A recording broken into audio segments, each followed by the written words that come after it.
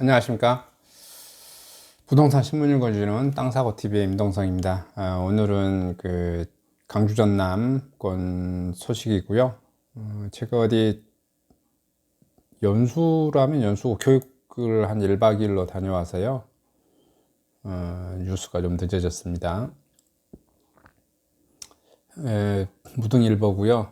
지난해 강주 전남 땅값 많이 오른 지역은 가지고 제목이 잡혔고요. 재개발 활기 동구 4.76%가 최고고요. 강주 인근 C군 4%대 상승률, 천사대교 개통 이후 신안 집가 들썩, 이렇게 제목이 잡혔네요. 지난해 강주 전남 지역에서 땅값이 가장 많이 오른 지역은 어디일까요? 한국감정의 전남 집가 변동률 조사 결과에 따르면 지난해 1월부터 11월까지 전국 평균 땅값은 누계로 3.567% 올랐고요. 서울 등 수도권 땅값이 지방에 보다 2배 가까이 높은 4.3% 상승했고요. 대도시는 4.274, 시지역은 2.97%, 군지역은 2.3%.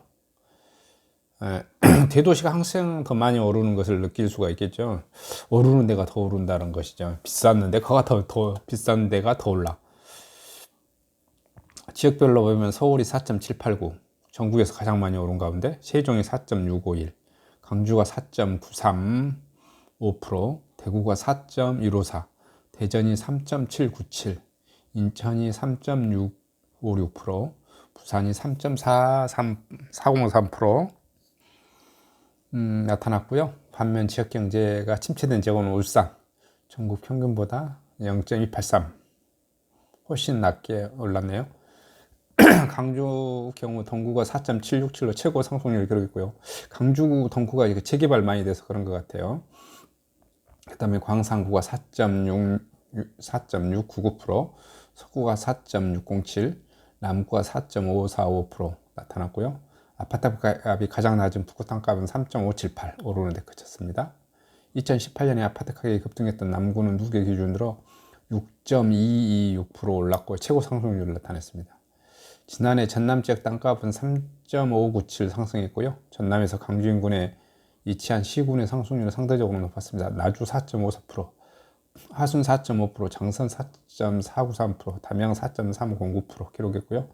눈길을 끈 것은 신안이 이제 유일하게 4%대 된 것 같아요. 4.4382%. 천사대교 때문에 그런 것 같아요. 육지 된 거죠, 육지. 한국감정원 강주 지사 관계자는 강주 지역 땅값은 최근 몇 년 동안 재개발, 재건축으로 영향은 높은 수준의 상승률을 기록하고 있고요. 나주, 하순, 장성 등 강주 인근 시군도 낮은 집가 등의 영향으로 관심이 높아지고 있습니다. 신안의 경우는 천사대교 개통에 따른 섬 지역이 교통과 편의성이 높아지고 대규모 리조트 사업 추진 등으로 관광사업 활성화에 대한 기대감으로 높은 집가 상승을 나타냈고요. 집주인이 재건축을 이유로 계약갱신을 거절합니다. 전원 상가 건물을 보증금 2천만 원에 월차임 100만 원, 임대차 기간 2018년 1월 1일부터 2019년 12월 30일까지로 정한 임차하여 현재 미용실을 운영하고 있습니다. 저는 2019년 11월 13일 건물주에게 임대차 계약 갱신을 요구했으나 건물주는 이를 거절하고 상가 건물을 명도해 줄 것을 요구하고 있습니다.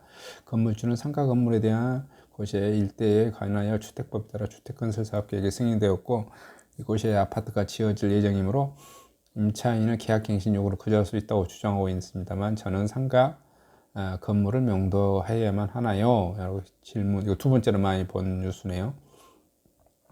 답변은 임차인은 임대차 기간이 만료 6개월 전부터 2개월 전까지 사이에 임대인에게 임대차 계약갱신을 요구할 수 있고 임대인은 정당한 사유가 없으면 이를 거절하지 못한다. 임대인이 임차인의 계약갱신 요구를 거절할 수 있는 사유로는 상가 임대차법 8가지, 8가지 갱신 요구 거절 사유를 규정하고 있다. 그중 하나가 임대인이 목적 건물 전부 또는 부분을 철거하거나 재건축하기 위해 목적 건물의 점유를 회복할 필요가 있다는 경우입니다.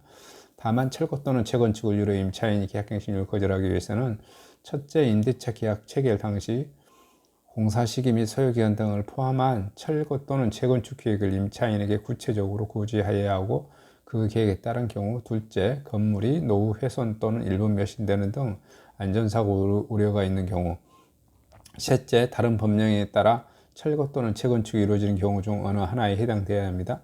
건물주는 상가 건물이 있는 곳의 일대에 관하여 주택법에 따라 주택건설사업계획에 승인되어 아파트가 지어질 예정이므로 셋째, 사유의 다른 법령에 따라 철거 또는 재건축이 이루어지는 경우에 해당되는 이유로 기아 계약갱신 요구 거절하면서 임대차 기간이 만료되었으니 상가 건물을 인도하여 달라고 요구하는 것입니다. 따라서 주택법에 따라 주택건설사업계획이 승인된 것이 다른 법령에 따라 철거 또는 재건축이 이루어지는 경우로 볼 수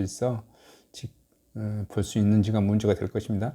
강주지방법은 다른 법령에 따라 철거 또는 재건축이 이루어지는 경우는 법령에 근거하여 건물을 매수하거나 수용되는 방법으로 철거 또는 재건축을 강제할 수 있는 경우를 의미한다고 봄이 타당하며 주택법에 따라 주택건설사업계획 승인으로 한 것으로 사업구역 안에서 건물 소유자 또는 점유자의 의사에 반하여 건물 철거를 강제할 수는 없으나 주택건설사업계획 승인이 상가건물 임대차보호법에 정한 다른 법령에 따라 철거 또는 재건축을 하는 경우에 해당하지 않는다고 판시하였습니다. 따라서 기아는 건물주에게 계약갱신 요구를 하였고 건물주 계약갱신 요구 거절은 정당한 사유가 없이 한 것으로 효력이 없으므로 임대차 계약의 갱신이 이루어졌고 기아는 건물주에게 상가 건물을 명도하지 않아도 될 것입니다.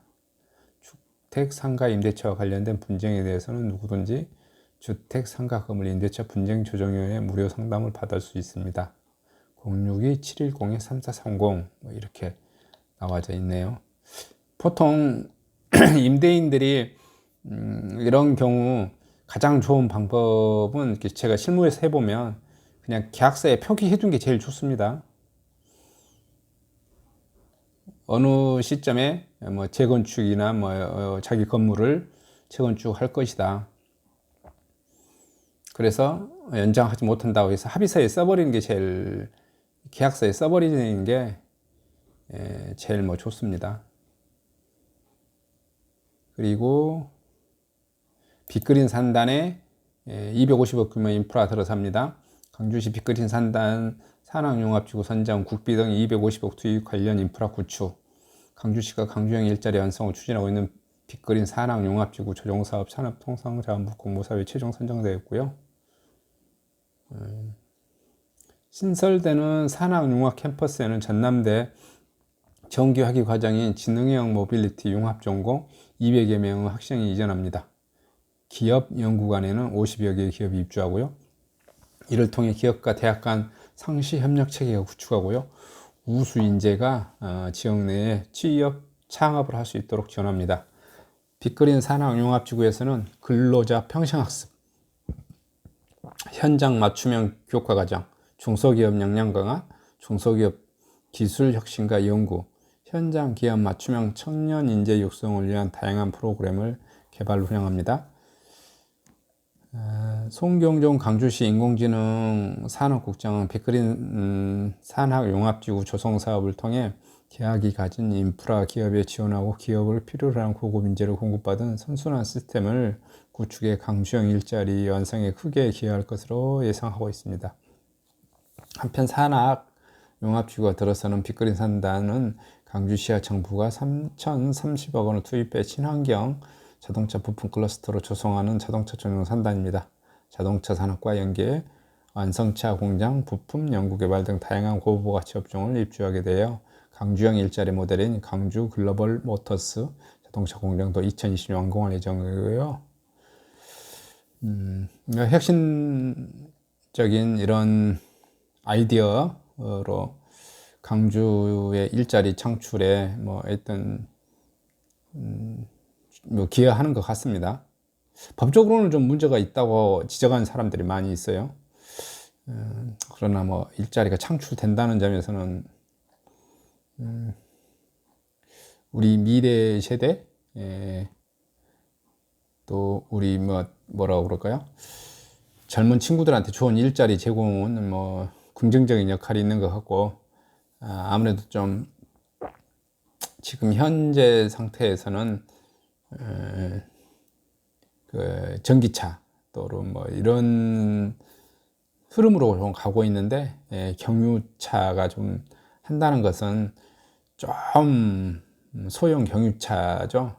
좀 아쉬운 점은 좀 있습니다. 어쨌든 자동차 공장이 들어와서 또 그 나중에 라인이 바뀔 수도 있고 그런 거니까 어쨌든 좋은 사건이라고 봐야 되겠습니다. 이상 광주권 소동산 소식을 마치도록 하겠습니다. 감사합니다.